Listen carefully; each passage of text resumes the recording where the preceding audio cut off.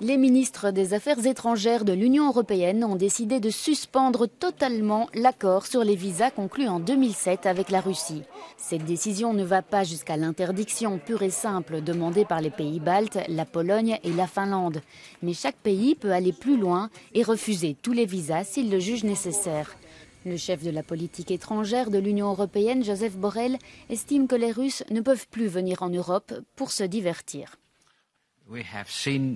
Nous avons vu de nombreux Russes voyager pour leurs loisirs et faire du shopping, comme si aucune guerre ne faisait rage en Ukraine.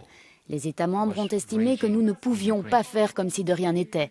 Cela ne peut pas être du commerce comme avant.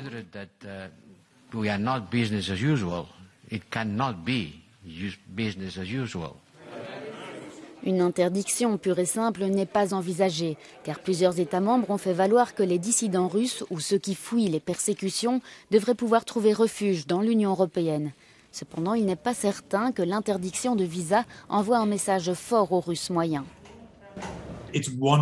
On espère que cette mesure aura un certain impact, mais nous devons réaliser que le paysage médiatique russe est complètement dominé par le régime de Poutine. Un grand nombre de personnes ne reçoivent leurs informations que de chaînes comme Russia 1, qui est un réseau de propagande flagrante. Les gens reçoivent toutes sortes de désinformations chaque jour. Les plus jeunes sont plus susceptibles de connaître la vérité, mais depuis le début de ce conflit, nous avons vu très peu de Russes prêts à se lever.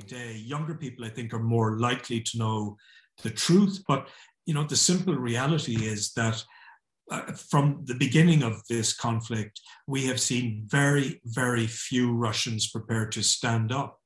Les ministres des Affaires étrangères ont également confirmé qu'ils ne reconnaîtront pas les passeports russes provenant des territoires occupés en Ukraine et qu'ils réexamineront les visas russes existants.